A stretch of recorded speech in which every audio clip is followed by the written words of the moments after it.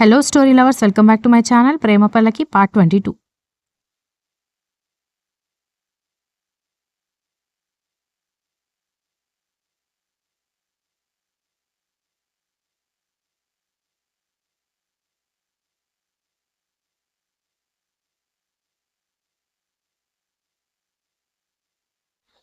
దాంతో ఇద్దరు ఆశ్చర్యంగా మొహాలు చూసుకొని ఒకరి కళ్ళల్లో ఒకరు సినిమాటిక్ స్టైల్లో తప్పిపోదామనే టైంకి ధృతి రియాక్ట్ అయ్యి ఆ చైర్ వైర్ విసిరికొట్టి స్పీడ్గా కరణ్ మెడలో నుంచి కూడా లైట్స్ తీసి, అవేమైనా పూలమాలలు అనుకుంటున్నావా, అంత వయ్యారంగా నిలబడ్డావు, షాక్ కొట్టి పోతావు, అసలే వర్షాకాలం అంది.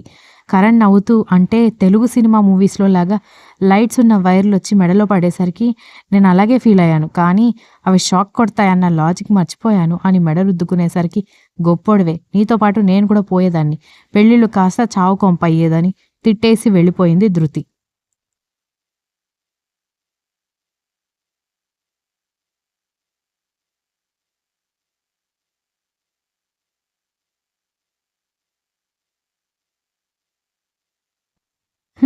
పాప ఫైర్ బ్రాండ్ రా బాబు, సేమ్ అన్నలు అలాగే ఉన్నారు, బావలు అలాగే ఉన్నారు అనుకుంటూ లైట్స్ ఫిక్స్ చేస్తుంటే పనివాళ్ళొచ్చి, అయ్యో సార్ మీరెందుకు పని చేస్తున్నారు, చింటూ సార్ చూస్తే మా మీద చాలా కోపగించుకుంటారు అనడంతో వాళ్ళ వైపు కోపంగా చూసి, మీరు పని చేసేది తక్కువ, ఛాయలు తాగేది ఎక్కువ, ఇక మీతో పెట్టుకుంటే కాదని నేనే ఈ పని చేస్తున్నాను అన్నాడు.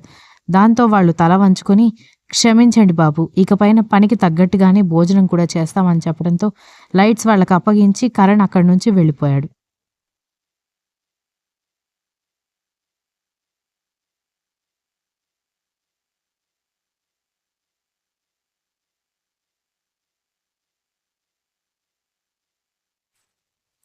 కరణ్ కిందకెళ్ళేసరికి ఎంగేజ్మెంట్ కాబట్టి అందరూ హడావిడిగా ఉంటే దితి మాత్రం సోఫాలో దిగులుగా కూర్చునేసరికి, ఏంటి దితి, ఎందుకు అంత డల్గా ఉన్నావు, మా శక్తిగాడిని లవ్ చేసే కదా పెళ్లి చేసుకుంటున్నావు, ప్రేమించిన అబ్బాయిని పెళ్లి చేసుకుంటున్నందుకు ఎగిరి గంతేయాలి గాని ఇలా మొహం ముడుచుకుని కూర్చున్నావేంటి అని అడిగాడు.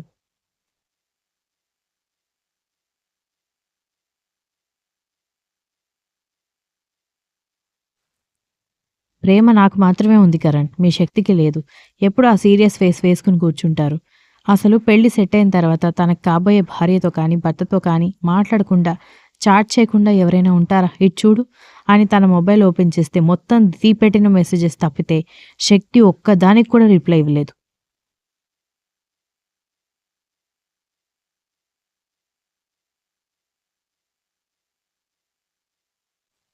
దాంతో కరణ్ నిట్టూర్చి, వాడి మెంటాలిటీనే అంత దితి, పెళ్ళయ్యాక వాడు చేంజ్ అవుతాడులే అని చెప్పనైతే చెప్పాడు గాని ఆ రింగ్ అమ్మాయి శక్తికి దొరకకూడదని లోపల గట్టిగా కోరుకుంటున్నాడు. దితి ఇంకా డల్గానే ఉంది. దాంతో ఆ క్లైమేట్ తేలికపరచడం కోసం రాగం ఎత్తుకున్నాడు కరణ్.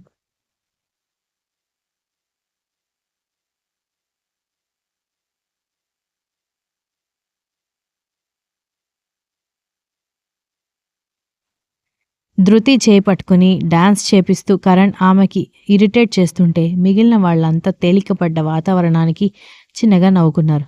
ధృతి కరణ్ చేతిని విసిరికొట్టి మెంటల్ అని తిట్టుకుంటూ రూంలోకి వెళ్ళిపోయింది.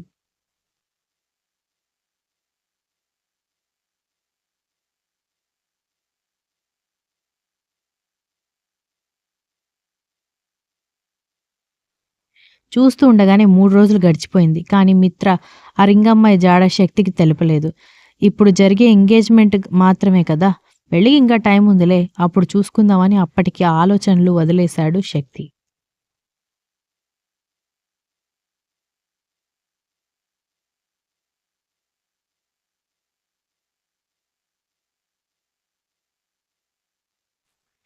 ఆ రోజు రాత్రి చందన ఇంకా దితి ఒకరు పింక్ కలర్, మరొకరు సిల్వర్ కలర్ నెయిల్ పాలిష్ పెట్టుకుంటూ కరణ్ గురించి మాట్లాడుకోవడం మొదలుపెట్టారు.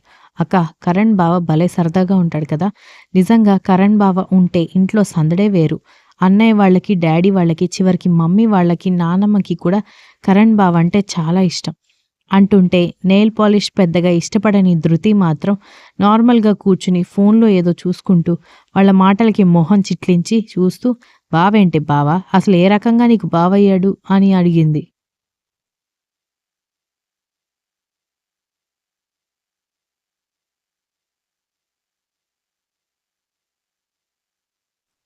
నాన్నమ్మని అమ్మమ్మ అని పిలుస్తున్నాడు. పెద్దన్నయ్యని బావ అంటాడు. ఆదిత్య అన్నయ్య, వంశీ అన్నయ్య ఇద్దరూ కూడా కరణ్ బావని బావ అని పిలుస్తున్నారు. మరి మనకి అదే అవుతాడు కదా! అంది చందు అయోమయంగా. దాంతో ధృతి తల బాదుకొని అబ్బాయిలు అబ్బాయిలు బావ అని పిలుచుకుంటారు. ఇక నానమ్మని సడన్‌గా అమ్మమ్మ అనేసి ఉండొచ్చు. ఆ మాత్రం దానికి సొంత మేనత్త కొడుకుని పిలిచినట్టు బావ అని పిలుస్తున్నావేంటే? ఇంకొకసారి ఆ కోతిని బావ అని పిలిచావనుకో తన్నులు తింటావు అంది.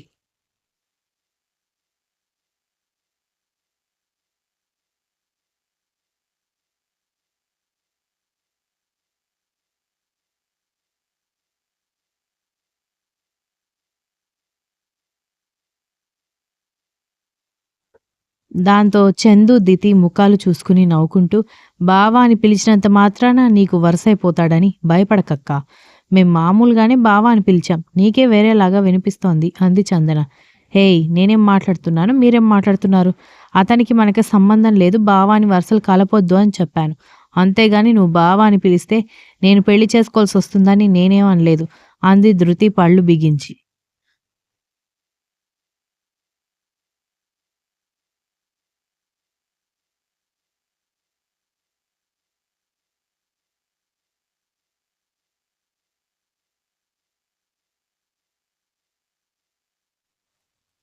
అవునా! అయితే మాకే తప్పుగా అనిపించింది అంది. ఇద్దరు ఆడుకుంటున్నారని అర్థమై మీరిద్దరూ మారారని తిట్టుకుంటూ రూంలోకెళ్ళిపోయి బెడ్ మీద పడిపోయింది ధృతి.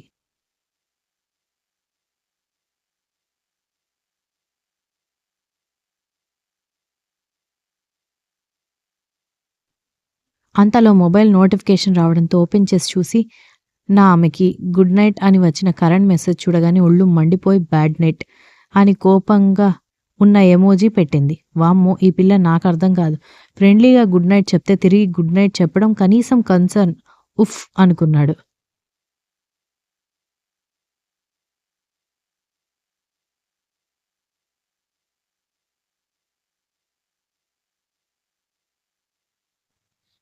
ధృతి మాత్రం కోపంగా మొబైల్ పక్కన పెట్టేసి వీడి కోతి వేషాలు ఇంట్లో వాళ్ళ ఓవర్ యాక్షన్ సరిపోయింది అని తిట్టుకుంటూ ఉండిపోయింది.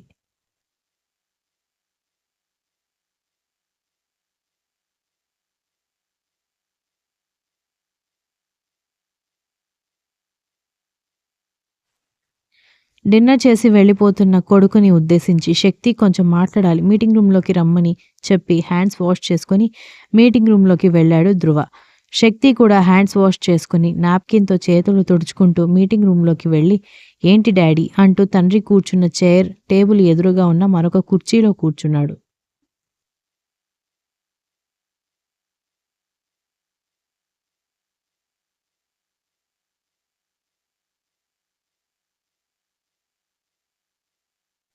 దితితో మాట్లాడుతున్నావా? అన్నాడు ధ్రువ. ఏంటి డాడ్? అన్నాడు శక్తి ఆశ్చర్యంగా.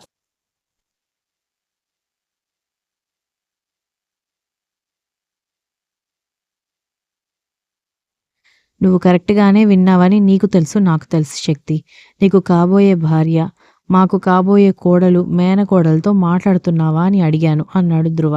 దితి షాపింగ్ మాల్‌లో బావ నాతో అస్సలు మాట్లాడట్లేదు అత్తయ్య అని రేవతితో చెప్పడం. రేవతి ఆ విషయం భర్తతో చెప్పడంతో ఇప్పుడు ధ్రువ కొడుక్కి అర్థమయ్యేలా చెప్పడం కోసం రెడీ అయ్యాడు.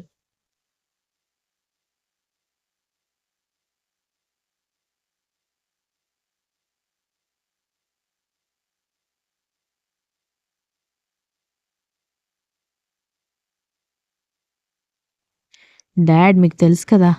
నీ బలవంతం ఇంకా కంపెనీ రెప్యుటేషన్ కోసమే పెళ్లికి ఒప్పుకున్నాను గానీ, తన మీద నాకెలాంటి ఫీలింగ్స్ లేవు అని అలాంటప్పుడు ఎందుకు మాట్లాడతాను అన్నాడు శక్తి. ధ్రువ నిట్టూర్చి లుక్ శక్తి, ఆ ఫ్యామిలీకి మన ఫ్యామిలీకి ఎన్ని గొడవలున్నా కూడా ఇప్పుడైతే సంబంధం కలుపుకోవాలని ఫిక్స్ అయ్యాను. మెల్లగా నా మనసులో ఉన్న పగని కూడా కొంచెం కొంచెంగా తుడిచిపెట్టాలని కూడా ఫిక్స్ అయ్యాను. బట్ దానికి కాస్త టైం పడుతుంది. మాకంటే కూడా ఎక్కువ కాంప్రమైజ్ అవ్వాల్సింది నువ్వే. బికాజ్ లైఫ్ లాంగ్ తనతో కాపురం చేయాల్సింది, కలిసి ఉండాల్సింది నువ్వే. ప్రాపర్ కమ్యూనికేషన్ లేకపోతే ఎలా మీరు లైఫ్ లీడ్ చేయగలరు అన్నాడు.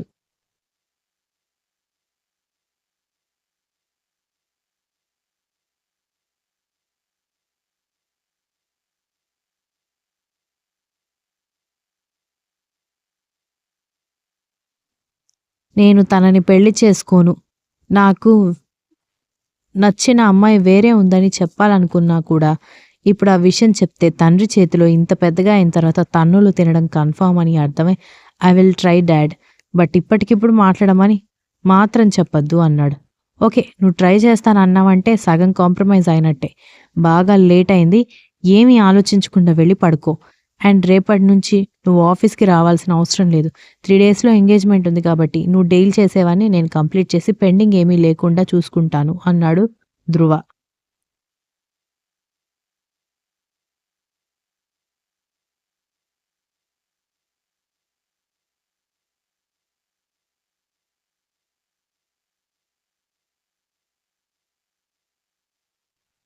ఓకే డాడ్ అని చెప్పి అసహనంగా రూమ్లోకి వెళ్ళిపోయాడు Shakti. Continues. If you like the story please like, share, comment and don't forget to subscribe.